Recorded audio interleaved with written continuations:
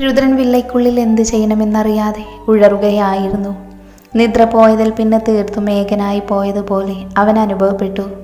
കൂടെ കൂടെ സാറ് ഫോണിൽ വിളിച്ചുകൊണ്ടിരിക്കുന്നുണ്ടെങ്കിലും അവൻ ഫോൺ എടുക്കാൻ തോന്നിയില്ല. അമ്മ അവനെ തല്ലിയതിനേക്കാൾ തള്ളിപ്പറഞ്ഞതിനേക്കാൾ അവൻ്റെ വലിയ വിഷമം നിദ്രയെക്കൊണ്ട് ആ താലി അഴിച്ചു വെപ്പിച്ചതിലായിരുന്നു. നിദ്രയെ വേണ്ടെന്ന് വെച്ച് സാറയിലേക്ക് ചേക്കേറുമ്പോഴും എന്നെന്നും നിദ്ര തനിക്കായി കാത്തിരിക്കുമെന്നൊരു ചിന്ത അവനിലുണ്ടായിരുന്നു. എന്തെങ്കിലും ഒരു മഹാത്ഭുതം സംഭവിച്ച് നിദ്ര തൻ്റേതായി തീരുമെന്നവർ വിദൂരമായി അവൻ്റെ സ്വപ്നങ്ങളിൽ കുറിച്ചു വെച്ചിരുന്നു. പക്ഷേ നിദ്ര അരികിലില്ലാതിരുന്ന ഈ സമയത്താണ് അവൾ എത്രമാത്രം തനിക്ക് പ്രിയപ്പെട്ടതായിരുന്നു എന്ന് രുദ്രൻ മനസ്സിലാക്കുന്നത്. ഉള്ളം കൈയിൽ അവൾ അഴിച്ചു വെച്ച് പോയ താലിയിൽ നോക്കിയിരിക്കെ അവൻ്റെ ഹൃദയം പിഴഞ്ഞു. അവളോട് തോന്നിയ സ്നേഹം മെല്ലെ മെല്ലെ ഉരുവായതുപോലെ. ബാഹ്യരൂപം കണ്ടുകൊണ്ടല്ല അവളെ താൻ സ്നേഹിച്ചത്. അങ്ങനെയായിരുന്നുവെങ്കിൽ അവളെ ആ ഹോട്ടൽ കണ്ട ദിവസം മുതൽ താൻ സ്നേഹിച്ചു തുടങ്ങുമായിരുന്നു. കരഞ്ഞു കുതിർന്ന കൺമുന്നിൽ നിൽക്കുന്ന ആ പെൺകുട്ടിയുടെ രൂപം ഇന്നും അവൻ ഓർക്കുന്നുണ്ട്. വിവാഹം കഴിഞ്ഞതു മുതലാണ് നിദ്രയോടടുപ്പം തുടങ്ങിയത് എന്നവൻ ഓർത്തു. സാറയുടെ ഓർമ്മകൾ പോലും മായത്തക്ക രീതിയിൽ എന്ത് മായാജാലമാണ് ഈ പെണ്ണ് ജീവിതത്തിൽ സൃഷ്ടിക്കുന്നത് എന്ന് പലപ്പോഴും ചിന്തിച്ചു പോയിട്ടുണ്ട്. സ്നേഹത്തിനാണോ കടപ്പാടിനാണോ തുലാസിട്ട് നോക്കുമ്പോൾ കനം കൂടുതലെന്ന് ഇപ്പോഴും അവൻ അറിയില്ല എന്ന് മാത്രം. സോഫയിൽ തന്നെ അതേ കിടപ്പായിരുന്നു അവൻ. വെറുതെ തൻ്റെ ക്ഷേമം അന്വേഷിക്കാനെങ്കിലും നിദ്ര അവനെ വിളിക്കുമെന്ന് അവൻ കരുതി. പക്ഷേ അതുണ്ടായില്ല. അവളുടെ മാനസികാവസ്ഥ എന്തായിരിക്കുമെന്ന് അവന് ഊഹിക്കാമായിരുന്നു.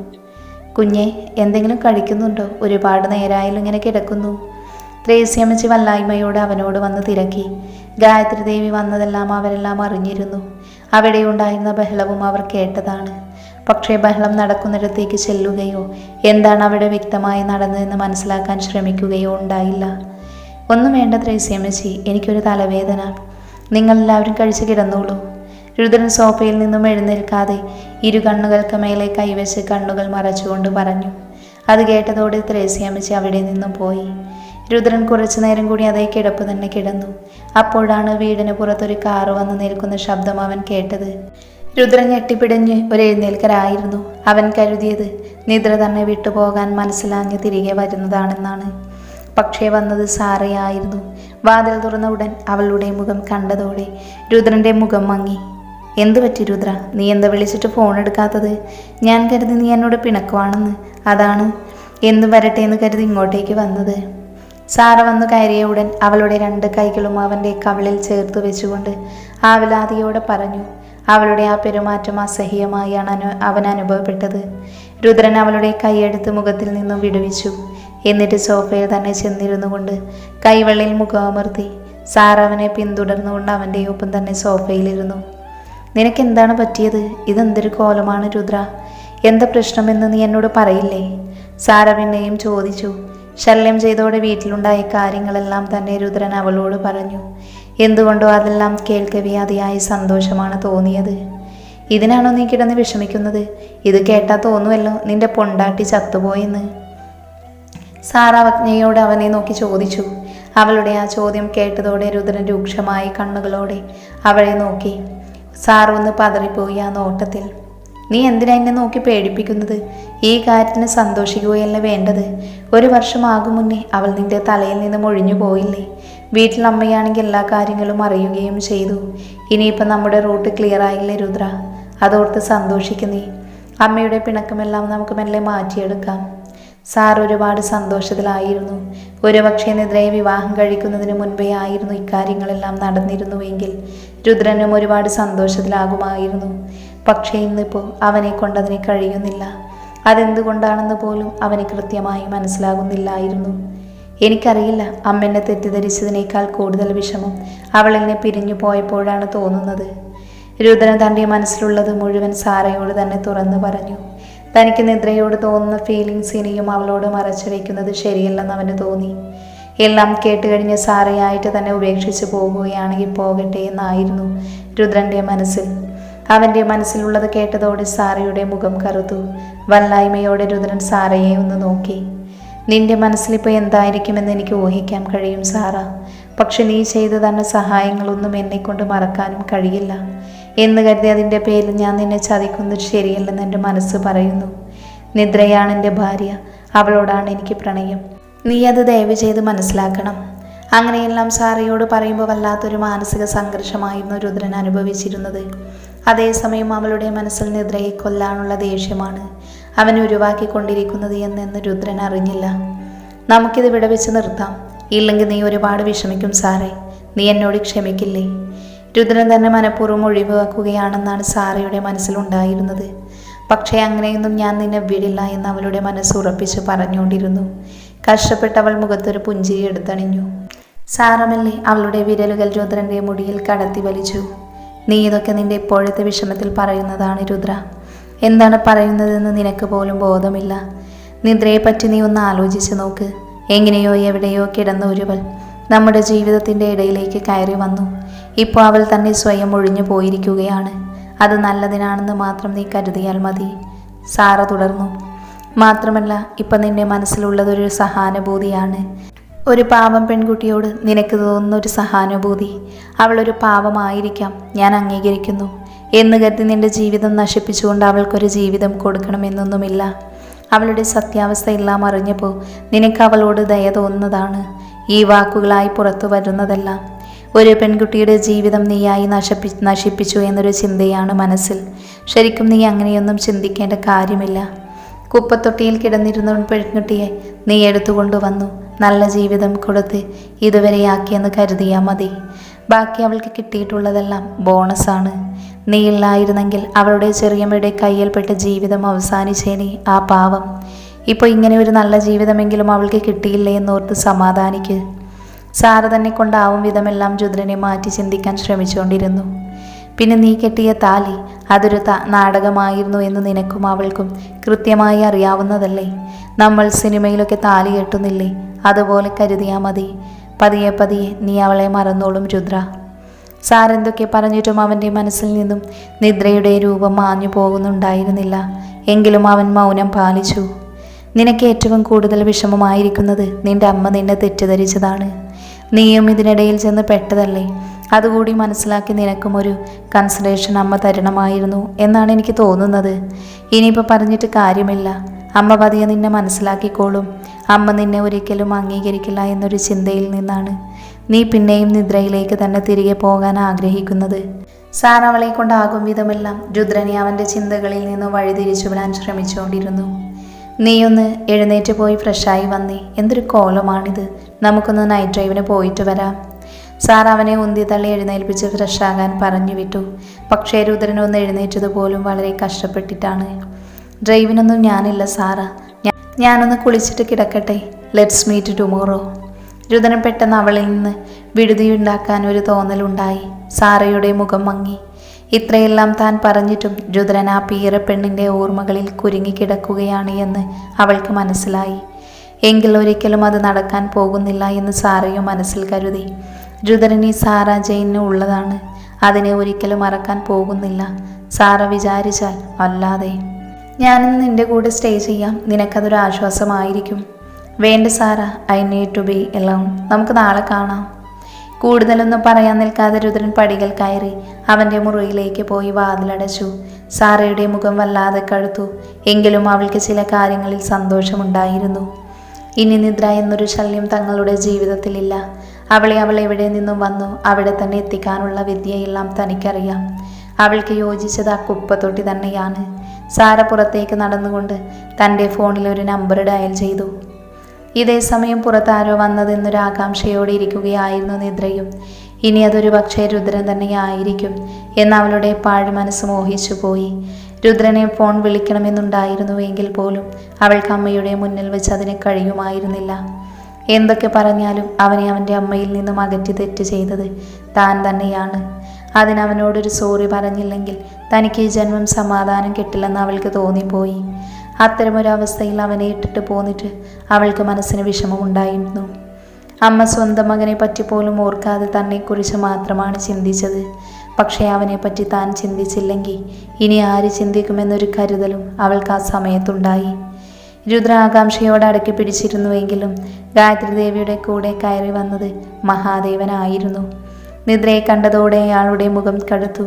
അച്ഛനെ കണ്ടപാടെ തന്നെ നിദ്ര ബഹുമാനപൂർവ്വം എഴുന്നേറ്റ് നിന്ന് മുഖം കുനിച്ചു. ഈ കുട്ടി എന്താ ഇവിടെ? ഇത് രുദ്രൻ്റെ കൂടെ പോയതല്ലേ? എന്തിനാ പിന്നെയും ഇങ്ങോട്ട് വന്നിരിക്കുന്നത്? മഹാദേവൻ ഗായത്രി ദേവിയെയും നിദ്രയെയും മാറി മാറി നോക്കി ചോദിച്ചു. അച്ഛന് തന്നെ ഇഷ്ടമല്ല എന്ന് ഓർക്കവേ പിന്നെയും നിദ്രയുടെ മുഖത്ത് വല്ലാത്ത വിഷമം നിഴലിച്ചു. മോള് പോയി കിടന്നു, ഒരുപാട് നേരമായില്ലേ? ഇനിയും ഉറക്കൊഴിച്ചിരുന്ന് അസുഖമൊന്നും വരുത്തി വെക്കേണ്ട. ഗായത്രി ദേവി നിദ്രയെ നോക്കി പറഞ്ഞിട്ട് മഹാദേവനെ ഒന്ന് കടുപ്പിച്ച് നോക്കി. നിങ്ങൾ എൻ്റെ കൂടെ വാ, എനിക്ക് കുറച്ച് കാര്യങ്ങൾ പറയാനുണ്ട്. ഗായത്രി ദേവി അച്ഛനെയും വിളിച്ചുകൊണ്ട് അകത്തേക്ക് പോകുന്നത് നോക്കി നിദ്ര ഒരു പാവകണക്കിന് നിന്നു. അവൾ ഇതുവരെ മുത്തശ്ശിയെ കാണാൻ പോയിട്ടില്ല. അവൾക്കതിനുള്ള ധൈര്യം ഉണ്ടായിരുന്നില്ല. മുത്തശ്ശിയെ കണ്ട എല്ലാ കാര്യങ്ങളും പറയണമെന്ന് തന്നെ നിദ്ര കരുതി. അതിനു മുന്നേ ഒന്ന് രുദ്രനെ ഫോണിൽ വിളിച്ച് കാര്യങ്ങളെല്ലാം തിരക്കണമെന്ന് അവളുടെ മനസ്സ് ശങ്കിച്ചു. പക്ഷേ രുദ്രൻ ദേഷ്യപ്പെടുമോ ഇല്ലയോ എന്നതായിരുന്നു അവൾക്കുള്ളിൽ ഉണ്ടായിരുന്നത്. ഗായത്രി ദേവി പറഞ്ഞ കാര്യങ്ങളെല്ലാം കേൾക്കെ മഹാദേവൻ സ്തരിച്ചു നിന്നുപോയി. തങ്ങളുടെ ബെഡ്റൂമിലായിരുന്നു അവർ രണ്ടുപേരും. ഞാൻ അപ്പോഴേ നിന്നോട് പറഞ്ഞതല്ലേ ഈ വിവാഹം വേണ്ടെന്ന്. ഇപ്പം എന്തായി? രുദ്രൻ അവൻ്റെ തനിനിറം കാണിച്ചു. അവൻ ഒരിക്കലും നന്നാവില്ല. ഇനി അവൻ കെട്ടിയ പെണ്ണിൻ്റെ അവസ്ഥ എന്താകും? ഇതിൻ്റെ പേരിൽ അവൾ നമ്മളായും കുറ്റപ്പെടുത്താൻ പോകുന്നത്. ഇനി അവളുടെ മുന്നിൽ കൂടിയ ശിരസ് കുനിക്കാനുള്ളൂ. ആ ഹോട്ടൽ ഇഷ്യുവിൻ്റെ പേരിൽ നേരത്തെ തന്നെ എല്ലായിടത്തും നമ്മൾ നാണം കെടുത്തിയില്ലേ പുന്നാര മകൻ. ഇനി മരുമോളുടെ ഭാവം എന്താണാവോ? നിങ്ങൾ കരുതുന്നത് പോലെയല്ല നിദ്രമോളൊരു പാവമാണ് ദേവേട്ട. വേറെ ഏതെങ്കിലും പെൺകുട്ടിയാണെങ്കിൽ എന്ത് ചെയ്യുമായിരുന്നെന്ന് നിങ്ങൾ ആലോചിച്ച് നോക്ക്. മീഡിയക്കാരെ വിളിച്ചു വരുത്തി ലോകം മൊത്തം നമ്മുടെ മകനെ നാറ്റിച്ചേനെ. ആക്ടർ രുദ്ര മഹാദേവിന് വേറൊരു പെണ്ണുമായി അവിഹിത ബന്ധമുണ്ടെന്നും വിവാഹശേഷവും ആ ബന്ധം തുടർന്നിരുന്നെന്നും അവൾക്ക് വേണ്ടി ഇപ്പോൾ സ്വന്തം ഭാര്യയെ ക്രൂരമായി ഉപേക്ഷിക്കുകയാണെന്നും നിദ്രമോൾ വിളിച്ചു പറഞ്ഞ എന്താകുമായിരുന്നു നമ്മുടെ മകൻ്റെ അവസ്ഥ? വേണ്ട, നമ്മുടെ മാനം കപ്പൽ കയറാൻ പിന്നെ മറ്റെന്തെങ്കിലും വേണോ? മഹാദേവന് വിളറിപ്പോയി. അവൾ അങ്ങനെ ചെയ്യുമോ? അവൾ നിന്നോട് അങ്ങനെ എന്തെങ്കിലും പറഞ്ഞോ? ഗായത്രി ദേവി അയാളെ കരുണയോടെ നോക്കി. സത്യം പറഞ്ഞ ദേവേട്ടനൊരു പാവമാണ്. പക്ഷേ പെട്ടെന്ന് ദേഷ്യം വരും. അഭിമാനം വിട്ട് കളിക്കുകയുമില്ല. തൻ്റെ അടുത്ത് മാത്രമാണ് ഒന്നൊതുങ്ങുന്നത്. നിങ്ങൾ വിഷമിക്കാനല്ല ഞാനിത് പറഞ്ഞത്. വേറെ ഏതെങ്കിലും പെണ്ണാണെങ്കിൽ അങ്ങനെ ചെയ്തേനെ എന്നാണ് ഉദ്ദേശിച്ചത്. മഹാദേവൻ ആശ്വാസത്തോടെ നിശ്വസിച്ചു. എന്തായാലും രുദ്രൻ അവളോട് ചെയ്തത് കടുത്ത അപരാധം തന്നെയാണ് ഗായത്രി. അവൾ അവനെതിരെ തിരിയാത്തത് ഭാഗ്യമെന്ന് മാത്രം വിചാരിച്ചാൽ മതി. എന്തായാലും അവളുടെ ഈ മനസ്സ് നമ്മൾ പ്രത്യുപകാരം ചെയ്യണം. അവൾക്ക് വേണ്ടത് എന്താണെന്ന് വെച്ചാൽ നമുക്ക് കൊടുക്കാം. എത്ര പണം വേണമെങ്കിലും, പിന്നെ നമ്മുടെ സ്വത്തിൻ്റെ ഒരു വിഹിതവും കൊടുക്കാം. രുദ്രനുമായി നിയമപരമായി വേർപിരിഞ്ഞ അവളുടെ വിവാഹത്തിനുള്ള ചെലവും വഹിക്കാം. നമ്മളോട് ചെയ്ത ഉപകാരത്തിന് നമ്മൾ നന്ദി കാണിക്കണമല്ലോ. ഞാൻ പറയുന്നത് ദേവേട്ടനൊന്ന് ശ്രദ്ധിച്ചു കേൾക്കണം. നിദ്രമോൾക്കിപ്പോൾ വേണ്ടത് സ്വത്തും പണവും ഒന്നുമല്ല. പിന്നെ മഹാദേവൻ്റെ നെറ്റി ചുളിഞ്ഞു. അതിനു മുൻപ് ഞാനൊരു കാര്യം ചോദിക്കട്ടെ? ഇങ്ങനെ ഒരു കാര്യം നടന്നെന്ന് നമ്മുടെ സ്വന്തം മകൾക്കാണെങ്കിൽ, അവളുടെ ഭർത്താവാണ് അവളോട് ഇങ്ങനെ ചെയ്തതെങ്കിൽ ദേവേട്ടൻ എന്തു ചെയ്യുമായിരുന്നു? സംശയമെന്താ? കൊന്നു കളഞ്ഞേന് ഞാൻ അവനെ. അത് ചെയ്തില്ലെങ്കിൽ ഞാനൊരു അച്ഛനാണോ? മറുപുറത്തുള്ളത് സ്വന്തം മകനാണെന്നുള്ള ഓർമ്മ പാടെ വിസ്മരിച്ചുകൊണ്ട് മഹാദേവൻ രോഷത്തോടെ പറഞ്ഞുപോയി. അപ്പം നിദ്രമോളോട് ചെയ്തതിന് ആരെങ്കിലും നമ്മുടെ മകനെ കൊല്ലാൻ ശ്രമിച്ചാലും കുറ്റം പറയാൻ പറ്റില്ലല്ലേ? മഹാദേവൻ്റെ വായടഞ്ഞുപോയി. നീ എന്താ ഗായത്രി ഉദ്ദേശിക്കുന്നത്? ഞാൻ പറഞ്ഞു വന്നത്, രുദ്രനെ ചോദ്യം ചെയ്യാൻ നിദ്രമോൾക്ക് സ്വന്തമായി ആരുമില്ലെന്നാണ്. അതൊരു പാവം പെണ്ണായതുകൊണ്ട് നമ്മുടെ മകനും നമ്മളും എല്ലാത്തിൽ നിന്നും രക്ഷപ്പെടും. പക്ഷേ ദൈവത്തിൻ്റെ ചോദ്യം ചെയ്യലിൽ നിന്ന് നമുക്ക് രക്ഷപ്പെടാനാവില്ല ദേവേട്ട. ഒന്ന് തെളിച്ച് പറയുക ഗായത്രി. മഹാദേവൻ്റെ സ്വരം പരവശമായി. പറയാം. അതിനു മുൻപ് ഞാനൊരു കാര്യം ചോദിക്കട്ടെ? നിദ്രമോളോട് എന്താണ് ദേവേട്ടന് ഇത്ര ദേഷ്യം? അത് പിന്നെ എനിക്ക് ദേഷ്യമൊന്നും ഇല്ലെന്ന് പറയരുത്. നമ്മുടെ മോൻ്റെ കൈ പിടിച്ച് അവൾ ഇവിടെ വന്നിട്ട് ദേവേട്ടൻ ആ കുട്ടിയുടെ മുഖത്ത് പോലും നോക്കിയിട്ടില്ല. മോളെ എന്നൊന്ന് വിളിച്ചിട്ടില്ല. എന്തിനൊരു പാവം പെൺകുട്ടിയോട് ഇത്രയും വെറുപ്പ് കാണിക്കുന്നത്? ദേവേട്ടൻ്റെ ഈ പെരുമാറ്റം കാരണം അവൾ എത്ര വിഷമിക്കുന്നുണ്ടെന്നറിയുമോ?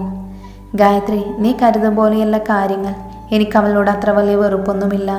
പക്ഷേ ആ ഹോട്ടൽ ഇഷ്യൂ മെനഞ്ഞത് അവൾ ഈ കുടുംബത്തെ കയറിയത് ഓർക്കുമ്പോൾ എനിക്ക് നമ്മുടെ മകനും അതിൽ കുറ്റക്കാരനാണ്. അത് ഞാൻ സമ്മതിക്കുന്നു. പക്ഷേ അവളുടെ മുഖം കാണുമ്പോൾ അതെല്ലാം തികട്ടി വരുന്നു എന്ന് ദേവേട്ടൻ മനസ്സിലാക്കേണ്ട ഒരു കാര്യമുണ്ട്. ആ ഹോട്ടൽ ഇഷ്യൂ നിദ്രമോൾ മെനഞ്ഞുണ്ടാക്കിയ നാടകമൊന്നുമല്ല. രുദ്രനെ ചതിക്കാനായി ആരോ ചെയ്തതാണ്. അതിൽ നിദ്രമോൾ പെട്ടുപോയതാണ്. അന്നത്തെ ആ ഇഷ്യുവിനെ സംബന്ധിച്ച് നിദ്ര തന്നോട് പറഞ്ഞ കാര്യങ്ങളെല്ലാം ഗായത്രി മഹാദേവനോട് വിവരിച്ചു. മാത്രമല്ല നിദ്രയുടെ ഇതുവരെയുള്ള ജീവിതവും അവൻ അദ്ദേഹത്തിൻ്റെ മുന്നിൽ തുറന്നു അടിച്ചു. നിദ്രമോൾ സുഖസൗകര്യങ്ങൾ പ്രതീക്ഷിച്ച് ഇങ്ങോട്ട് വലിഞ്ഞു കയറി വന്നവളല്ല ദേവേട്ട. ഞാനാണ് അവളെ ഇതിലേക്ക് വലിച്ചിട്ടത്. ഒരു ദിവസമെങ്കിലും സത്യഭാമയുടെ തല്ലുകൊള്ളാതെ ജീവിക്കാമല്ലോ എന്ന് അവളും കരുതി കാണും. എല്ലാം കേട്ടറിഞ്ഞപ്പോൾ കാര്യമെന്തെന്നറിയാതെ നിദ്രയെ മാറ്റി നിർത്തിയതിൽ മഹാദേവന് വിഷമം തോന്നി. മാത്രമല്ല, അവൾ കടന്നുപോയ ദുരിതകരമായ ജീവിതാവസ്ഥകളും സത്യഭാമ അവളോട് ചെയ്ത ക്രൂരതകളും ഓർത്തപ്പോൾ ഒരു പിതാവിനെ പോലെ ആ ഹൃദയം വേദനിച്ചു. നീ എന്താ ഇതെല്ലാം നേരത്തിനോട് പറയാതിരുന്നത്? നിങ്ങളെല്ലാം തനിയെ മനസ്സിലാക്കട്ടെ എന്ന് കരുതി. മാത്രമല്ല, ഇതുവരെ അവൾക്ക് എൻ്റെ സ്നേഹം ഉണ്ടായിരുന്നു. പക്ഷേ ഇനി അത് മാത്രം പോരാ. പാവം കുട്ടി, അവൾ എന്തുമാത്രം സങ്കടം അനുഭവിച്ചു. കാര്യമൊന്നും അറിയാതെ ഞാനും അവളോട് ദേഷ്യം കാണിച്ചല്ല ഈശ്വര. മഹാദേവൻ അല്പനേരം കൈകൊടുത്തിരുന്നു പോയി. ഗായത്രി ദേവി അലിവോട് അദ്ദേഹത്തെ നോക്കി. പാവം ദേവേട്ടൻ. രുദ്രന് ശേഷം ഒരു പെൺകുഞ്ഞു കൂടി വേണമെന്ന് ആൾക്ക് വലിയ ആഗ്രഹമായിരുന്നു. പക്ഷേ ആദ്യ പ്രസവത്തിന് ശേഷം തൻ്റെ ഗർഭപാത്രത്തിൽ ചില പ്രശ്നങ്ങൾ ഉണ്ടായതോടെ ആ ആഗ്രഹം അദ്ദേഹം വേണ്ടെന്ന് വെക്കുകയായിരുന്നു.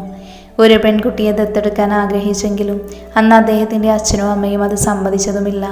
ദേവേട്ടനോടെല്ലാം നേരത്തെ തന്നെ പറയേണ്ടതായിരുന്നു. എന്നിട്ട് നിദ്രമോൾ കരച്ചിലാണോ ഗായത്രി? മഹാദേവൻ്റെ നാവിൽ നിന്ന് മോൾ എന്നുള്ള ആ വാക്ക് കേട്ടതും ഗായത്രിയുടെ മുഖം വികസിച്ചു.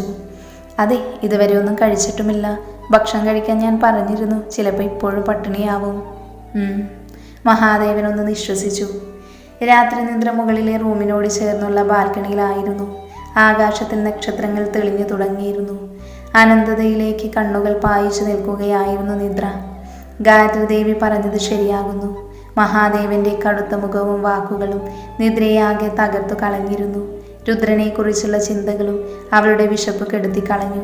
അതുകൊണ്ട് തന്നെ അവൾ വിളമ്പി വെച്ച ഭക്ഷണം മൂടി വെച്ചിട്ട് ഏറെ നേരമായി അവിടെ വന്ന് നിൽക്കാൻ തുടങ്ങിയിട്ട്.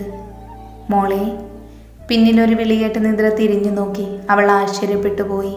മഹാദേവൻ, രുദ്രൻ്റെ അച്ഛൻ.